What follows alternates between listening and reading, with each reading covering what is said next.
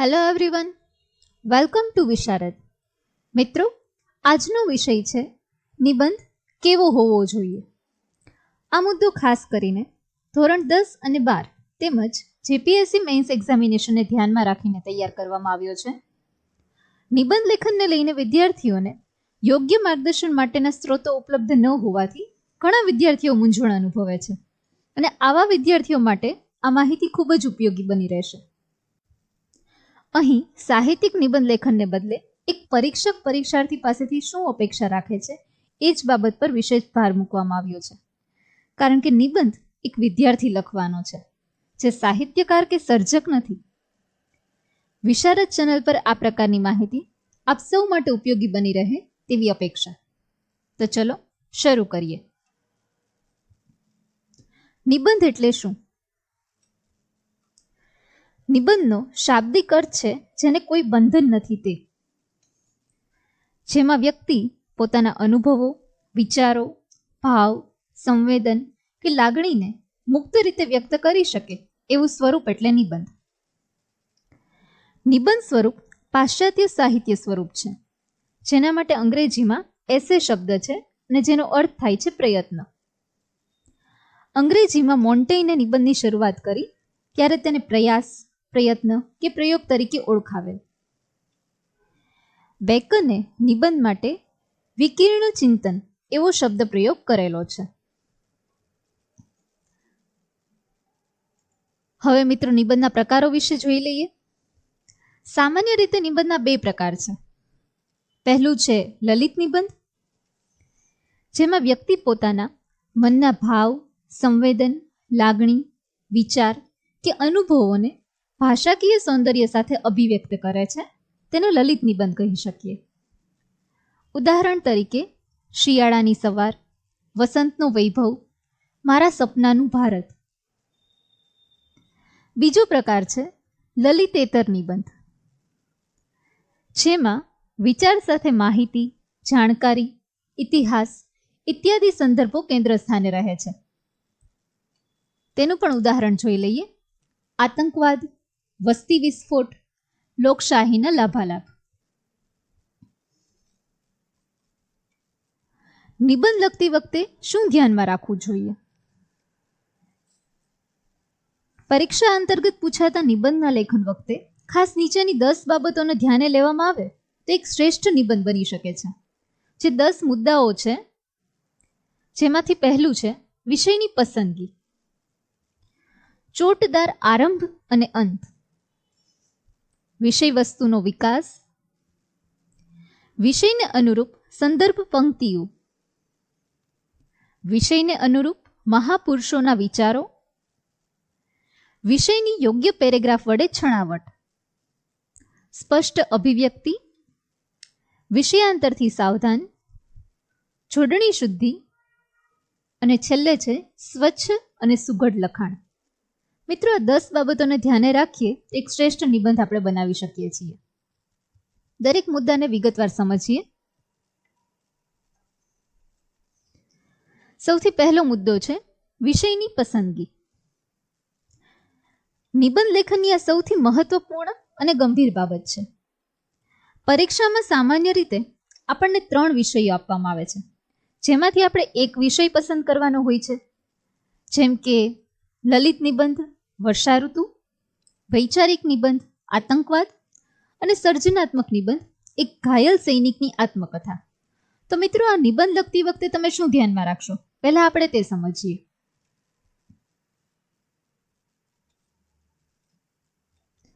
લલિત નિબંધ, વર્ષાઋતુ. લલિત નિબંધ લખતી વખતે ભાષા અને અભિવ્યક્તિ ખૂબ જ મહત્વની બની જાય છે. આ નિબંધ લખવા માટે આપણી કલ્પના શક્તિ અતિશય મજબૂત હોય એ વધારે જરૂરી છે. અહીં વર્ષાઋતુના આગમનથી પ્રકૃતિ પર તેની શી અસર થાય છે? તો પ્રકૃતિ નવો શણગાર સજી લે છે. એની અભિવ્યક્તિઓ માટે આપણી ઝીણવટભરી નિરીક્ષણ શક્તિ કે અવલોકન શક્તિ સાથે આપણી ભાવાત્મક શક્તિઓનો ભરપૂર ઉપયોગ કરવાનો રહે છે અને એ બધી બાબતોને અત્યંત અલંકારિક ભાષામાં રજૂ કરવાની રહે છે, જે વાંચનારને વર્ષાઋતુનો વાસ્તવિક અનુભવ કરાવી શકે. ઉપરાંત ભારત એક કૃષિ પ્રધાન દેશ છે, તો ભારતમાં વરસાદનું મહત્વ એ વિષય પર એક પેરેગ્રાફ કરી શકાય, પરંતુ અહીં એ મુખ્ય વિષય ના બની જાય તેનું ખાસ ધ્યાન રાખવું જોઈએ.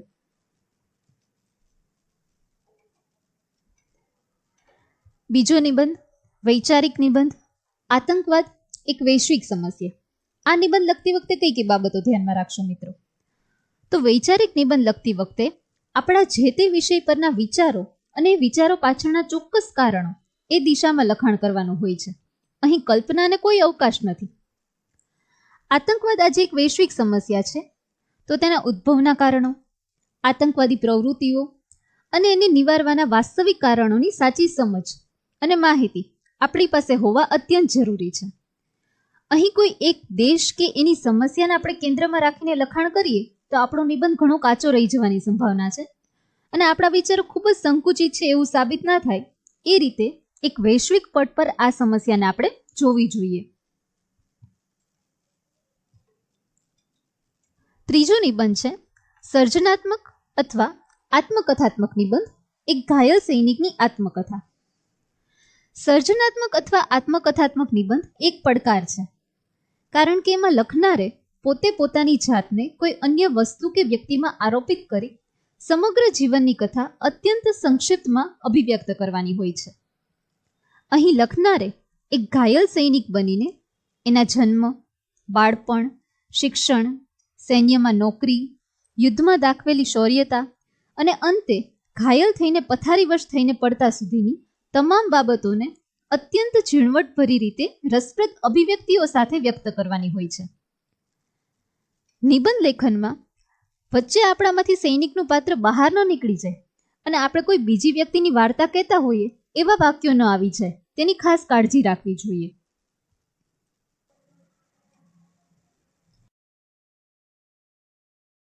બીજો મુદ્દો છે નિબંધનો આરંભ અને અંત.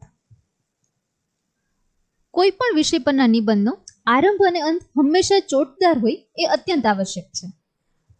આરંભ અને અંતને ચોટદાર બનાવવા માટે જે તે વિષય સાથે બંધ બેસતા કોઈ મહાપુરુષના ઉદ્ગારો કે કોઈ કવિની કાવ્ય પંક્તિનો ઉપયોગ કરી શકાય.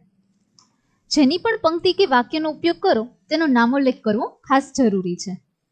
જેમ કે ગરીબી કે બેરોજગારી પરના નિબંધમાં શરૂઆતમાં કરશનદાસની નીચેની પંક્તિનો ઉપયોગ કરી શકાય: છે ગરીબોના કૂબામાં તેલનું ટીપુય દોહેલું ને શ્રીમંતોની કબર પર ઘીના દીવા થાય છે.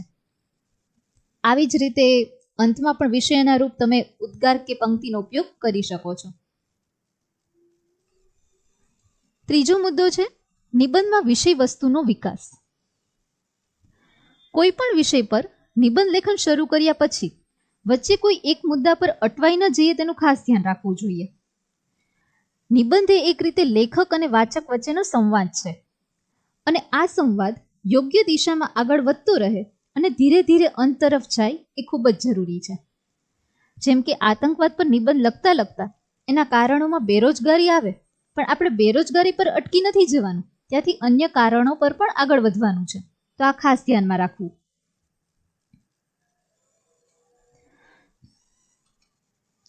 ચોથો મુદ્દો છે નિબંધમાં વિષયને અનુરૂપ સંદર્ભ પંક્તિઓ.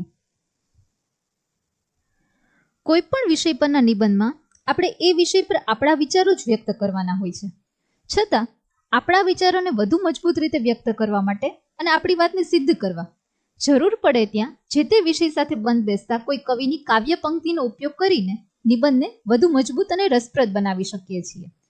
જેની પણ પંક્તિનો ઉપયોગ કરીએ તેનો નામોલ્લેખ કરવો જરૂરી છે.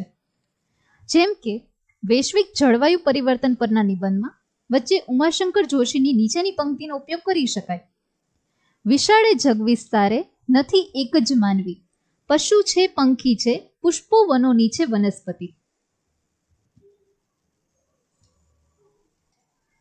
મિત્રો, પાંચમો મુદ્દો છે વિષયને અનુરૂપ મહાપુરુષોના વિચારો.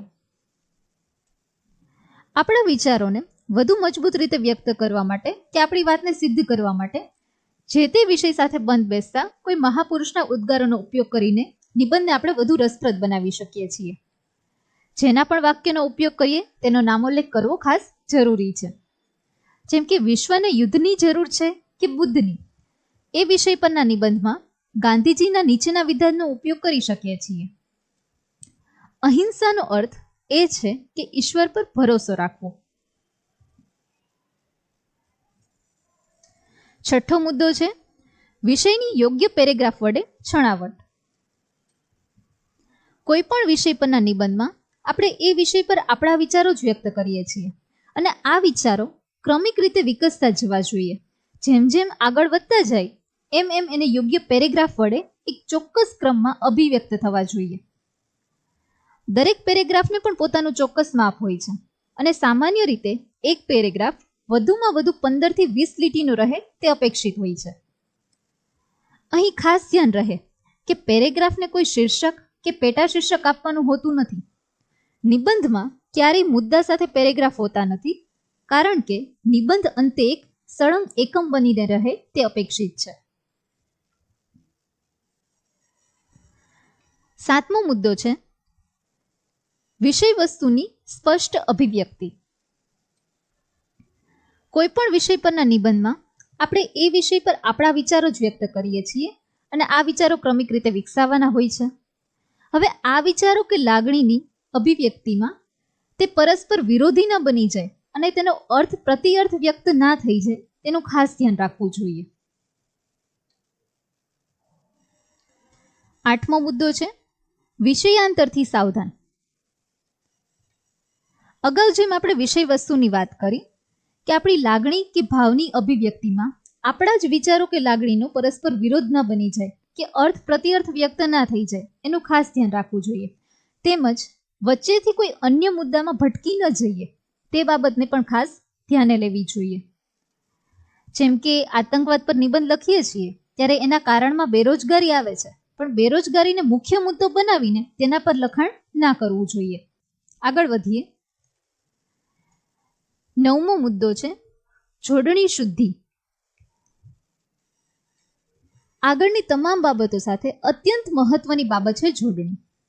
ઉપરોક્ત બધી બાબતોનું ધ્યાન રાખવા છતાં જો આપણી જોડણીની ભૂલો વધુ હશે તો આપણો નિબંધ બીજાની સરખામણીએ ઘણો હલકો સાબિત થઈ જશે અને આપણા ધાર્યા મુજબ ગુણ નહીં મેળવી શકીએ. તો આ માટે જોડણીના પાયારૂપ કેટલાક ખાસ અગત્યના નિયમો છે જે વારંવાર જોવા જોઈએ અને દરેક શબ્દને ખૂબ જ ગંભીરતાપૂર્વક લખવો જોઈએ. સાથે આપણી વાક્ય રચના પણ વ્યાકરણ માન્ય હોય એ પણ એટલું જ જરૂરી છે. જેમ કે સવિનય સાથ જણાવવાનું કે હવે આ વાક્ય રચના આપણને સાચી લાગે છે પણ તેમાં વ્યાકરણની રીતે દ્વિરુક્તિ દોષ છે. સવિનયનો અર્થ વિનય સાથે એવો થાય છે તો તેથી પાછળ સાથે લખવાની જરૂર નથી હોતી. આ બાબતને ખાસ ધ્યાને લેજો મિત્રો.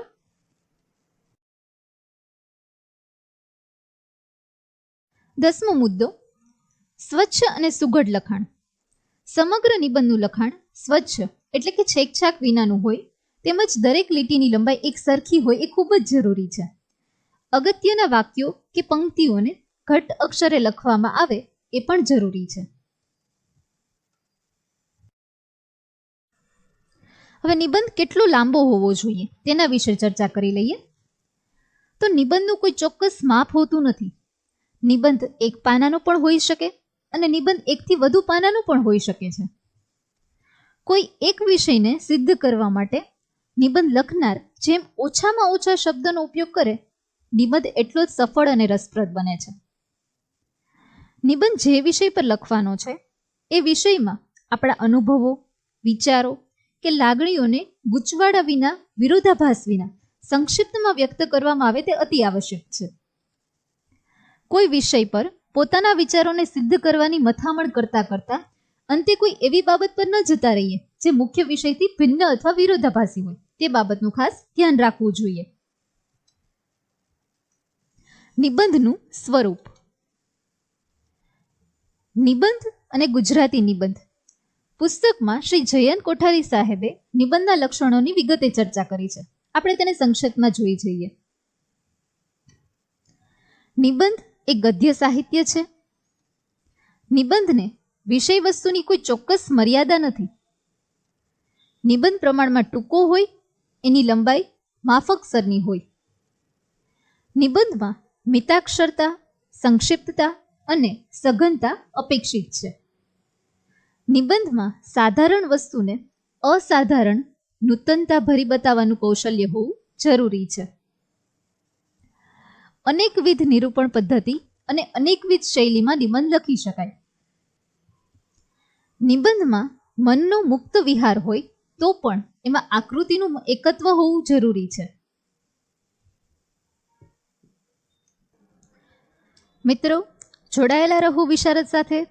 વિશારદ તમારી માટે ધોરણ 10 તથા 12 તેમજ કોમ્પિટિટિવ એક્ઝામ્સમાં ઉપયોગી થાય તેવા વિડીયોઝ લઈને આવે છે. Like the video, subscribe the channel, comment your queries, share it to your friends. Connected with us to get more knowledge. Thank you.